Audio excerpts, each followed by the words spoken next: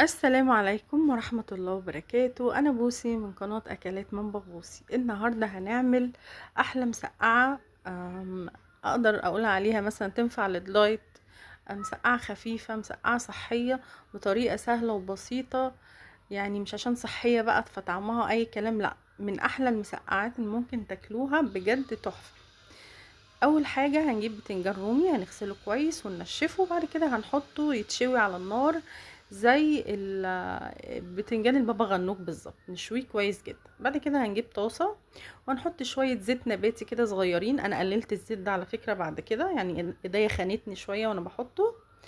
وحطيت اللحمه مفرومه، ربع كيلو من اللحمه المفرومه على 3 بتنجانات، يعني المقدار اللي انا هعمله 3 بتنجانات رومي على ربع كيلو لحمه مفرومه. وبعد كده حطيت بصلايه كبيره مفرومه في الكبه، وحطيت عليها رشه من الفلفل الاسود ورشه من القرفه. القرفه في المسقعه، اي نوع مسقعه بحط له قرفه، بالذات لو باللحمه المفرومه.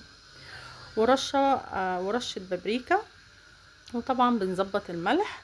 وقطعت كده قرنين فلفل رومي كده تقطيعه كبيره، علشان الفلفل الرومي ده اللي انا يعني ايه هيبقى في المسقعه، بدل ما هقليه طبعا، هي لان المسقعه مش بتنجان مقلي، فانا بقطعه كده. وخلصنا، حطينا الملح وخلصنا اللحمه المفرومه. بعد كده بقى نعمل الصلصه. حطيت برضو شويه من الزيت صغيرين على معلقتين كده كبار من البصل المفروم في الكبه برضو.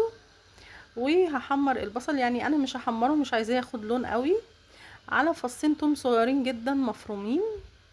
وهقلبهم كده، وبعد كده هنزل بحوالي 5 طماطمات كده حلوين مفرومين فرم خشن. انا مش عايزاهم صلصة، عايزاها لا فرم خشن كده، اكنك زي مثلا بتقطعيها ايه للسجق مثلا، مع معلقة هريسة شطة ومعلقة سكر صغيرة ورشة من الكزبرة الناشفة ورشة بسيطة جدا من الكمون.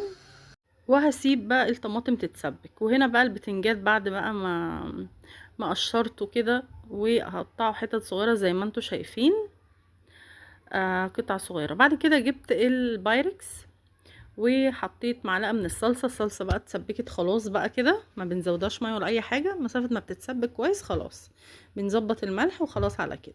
حطيت معلقتين صلصة كده في قعر البايركس، وبعد كده نزلت بالبتنجان المشوي. بجد البتنجان المشوي بيبقى تحفة في المسقعة، لان بياخد كده طعم الدخنة دي بتاعت البتنجان المشوي، بيبقى تحفة جدا، احلى من المقلي. بجد والله جربوه، حتى لو دايت او مش دايت، بجد تحفة. وحطيت البتنجان كده زي ما انتوا شايفين. وبعد كده هحط اللحمة المفرومة، ممكن نعملها على فكرة من غير لحمة مفرومة عادي جدا، بس يعني ايه بجد هي اكلة متكاملة حلوة اوي. شايفين بقى الفلفل سليم كده علشان يبقى ظاهر في المسقعة. ورصصت كده اللحمة المفرومة زي ما انتوا شايفين، هسويها. وبعد كده اخر حاجة هحط بقى الصلصة. ده شكل الصلصة بعد ما اتسبكت. انا عايزاها خشنة كده، مش عايزاها مصيصة، يعني عايزاها كده تبقى اكلة ايه ناشفة حرشة كده، مش يعني مش صلصة كده. شايفين شكل الصلصة عامل ازاي؟ عشان كده فرمتها فرم ناعم. وفردت بقى الصلصة زي ما انتوا شايفين كده. واخر حاجة بقى انا مقطعة قطع من الطماطم كده ترانشات، والفلفل برضو وهحطها على الوش. على فكرة بتبقى حلوة جدا ترانشات الطماطم دي، بتدي طعم حلو قوي المسقعة.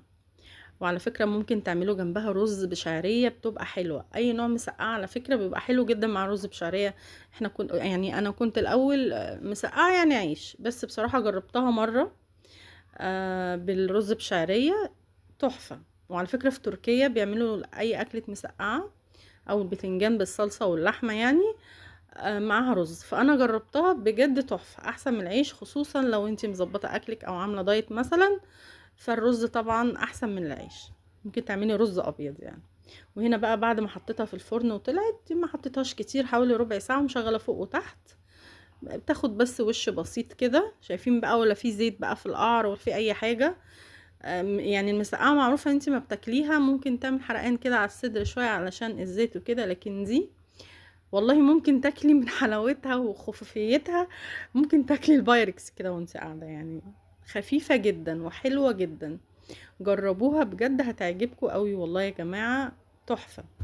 هنا بقى بعد ما اتعملت زي ما انتوا شايفين، حابه بقى تكتري البتنجان عن اللي انا عاملاه، الكميات بقى بتاعتك انت. انا عامله 3 بتنجانات اقل من كيلو، على ربع لحمه، على حوالي 5 طماطميات كده او 4 كبار، مش كتير يعني. طبعا اهم حاجه ما تنسيش اللايك والاشتراك، والسلام عليكم ورحمه الله وبركاته.